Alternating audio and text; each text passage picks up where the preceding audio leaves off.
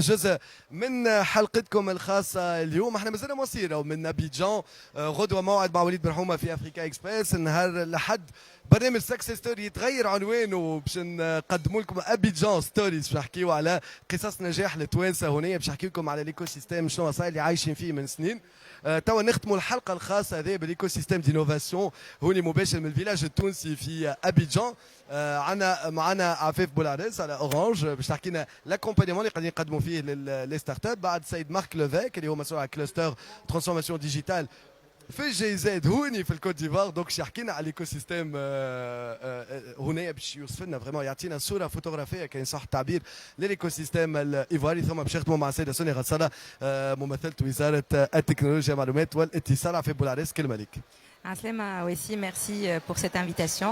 Aslema Moustamaïn, Express FM Winma Kontu.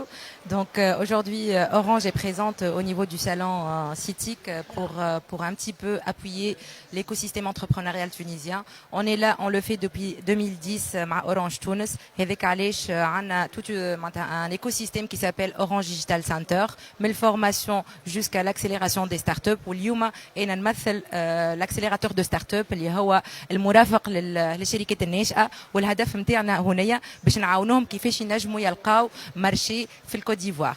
Aujourd'hui, on s'appuie beaucoup sur le groupe Orange et le footprint d'Orange. On existe dans 18 pays en Afrique. وهذاك علاش كي جينا اليوم استدعينا les collègues نتاعنا من Orange Côte d'Ivoire باش يجيو ويشوفوا le potentiel que nous avons en Tunisie et pour voir les startups tunisiennes avec lesquelles on est en train de travailler. ونعطيوهم نوروا لهم الاكسبيرينس نتاعنا في Orange تونس على خاطر فما pas mal de startups اللي ديجا Orange تونس خدمت معاهم، وهذايا ما نجم يكون كان يحل الشهيه معناتها الأورانج ولا d'autres structures importantes في الكوت ديفوار باش يخدموا مع لي ستارت اب هذوكم. هذاك علاش on est très très content de ce partenariat avec le ministère اللي بالحق قاعدين ديما نعاونوا في لي ستارت اب هذوما à travers l'accélération. اللي l'objectif principal انه نلقاو بيزنس والا on co-crée des services avec ces startups là. واليوم فرحانه زاده برشا اللي نجمت نهز 3 ستارت ابات الاورانج ديجيتال سنتر البارح pour rencontrer des hauts placés في Orange pour qu'ils concrétisent derrière des marchés. Et je pense on est très très content de cette participation. Elle y fait à tout l'écosystème ou comment on va derrière créer des synergies encore plus.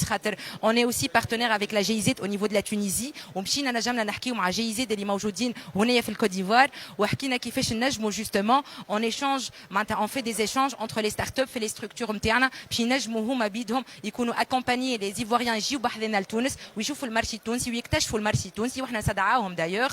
C'est l'occasion aussi vous êtes la bienvenue. Il y a la Tunisie, on vous accueille باش تجيو واحنا كيف باش نهزوهم les startups هذوما pour bénéficier du business مع Orange et d'autres structures. Voilà. يعطيك الصحة، برافو، on peut l'applaudir. Merci beaucoup. يعطيك الصحة في بولعريس اللي قاعدين تعملوا فيه معناتها بالحق اليوم à plusieurs niveaux. Alors c'est une séquence que j'attendais impatiemment. Elle va être en français. Je vais essayer, voilà. Votre Tunisien non, n'est pas encore. Marc Levesque, donc chef du cluster transformation digitale à la GIZ, ici en Côte d'Ivoire. Donc une question toute simple. Moi je disais en tunisien tout à l'heure, une photo de cet écosystème. Vous allez nous décrire, nous faire une photo de cet écosystème. Qu'on connaît peut-être pas assez bien, on en discutait avec Ahmed tout à l'heure. Voilà, chacun y est allé un petit peu de sa lecture, de ce qu'il a pu découvrir ces jours-ci. On a vraiment été dans le partage tout à l'heure des informations qu'on a pu collecter, mais vous y êtes, vous le vivez et vous l'appuyez. Donc aujourd'hui, vous êtes bien placé pour nous le décrire en quelques minutes. Voilà. Oui, merci beaucoup pour cette occasion qui m'est donnée de vous parler un petit peu de l'écosystème en Côte d'Ivoire. Je dois dire, on est dans un écosystème qui est un peu naissant. Je dirais, ça a été une longue et pénible route que nous commençons à connaître un petit peu mieux, connaître un peu les tenants, les aboutissants qui travaillent dans le coin et qui fait quoi. Ça a été un gros problème pour nous de trouver l'entrée. Comment entrer dans l'écosystème, comment est-ce qu'on pourrait éventuellement intervenir avec et surtout le renforcer. On a pour cela décidé de rentrer avec des fédérations qui existent. Il y a une fédération qui s'appelle Gothic qui est assez puissante avec laquelle nous avons essayé de travailler surtout à la formation de personnel parce qu'il y avait une grosse demande d'emploi. De qualité dans les entreprises qui travaillent dans le domaine du TIC en Côte d'Ivoire et donc dans l'écosystème avait un gros besoin d'employés qui étaient bien formés et c'est là-dessus que nous sommes engagés. Aujourd'hui nous travaillons beaucoup dans ce domaine-ci à former de plus en plus des jeunes et des femmes au métier du digital pour cela, on s'est rapproché des gros partenaires. La personne qui a parlé précédemment a parlé d'Orange. Nous avons aussi 2 partenariats avec Orange. Et en particulier, on a créé une école de la fibre en Côte d'Ivoire qui permettra de former assez rapidement entre 1000 et 2000 personnes aux différents métiers de la fibre, tant pour Orange, mais aussi pour tous les autres partenaires qui évoluent dans le domaine de la fibre. Donc ça, c'est un des gros éléments que nous avons voulu faire en Côte d'Ivoire. Deuxième chose, nous sommes en train de monter aussi un centre de formation d'excellence en Côte d'Ivoire qui permettrait aussi de répondre rapidement aux besoins des entreprises travaillant dans le domaine du TIC en leur fournissant, si c'est peut-être un mot un petit peu grossier, mais en leur fournissant de personnel de qualité qui sera formé rapidement. Il y a énormément de jeunes ici qui ont commencé dans le digital en entrant par la petite porte, mais par manque de capacité, manque d'accès à des formations de bonne qualité, sont restés à un niveau stagnant. Et ça, nous pensons qu'à travers la création de ce type de formation rapide, mais très bien ciblée, à la demande du secteur privé, nous allons pouvoir pourvoir pas mal de jobs dans le domaine de l'informatique et le domaine du TIC en Côte d'Ivoire. L'écosystème en Côte d'Ivoire mériterait... Donc ça, c'est par rapport à l'accompagnement GIZ, justement ce que fait la GIZ. Et cet écosystème, alors, en deux parties, quels sont les défis aujourd'hui auquel fait face cet écosystème qu'on doit savoir en tant qu'entrepreneur tunisien qui voudrait s'y installer, et quels sont les points forts de cet écosystème? Je ne connais pas très bien l'écosystème en Tunisie, mais ce que je sais, celui de la Côte d'Ivoire en tout cas, c'est qu'il y a 2 écueils principaux, 2 obstacles principaux. Le premier obstacle, c'est déjà de trouver du staff qui est bien formé. Donc ça pose énormément de problèmes aux entreprises qui veulent venir s'installer ici et de trouver des gens qui soient formés, capables et qui ont un potentiel de croissance important. Ça, c'est un problème chez eux. Et la deuxième chose, je parle maintenant de l'écosystème en Côte d'Ivoire, c'est l'accès des financements. Beaucoup d'entreprises ont des gros problèmes ici de développement, dans le domaine du TIC en particulier, où les entreprises n'arrivent pas à trouver des financements pour se développer. Donc, ils galèrent pendant pas mal de temps et végètent pendant pas mal de temps.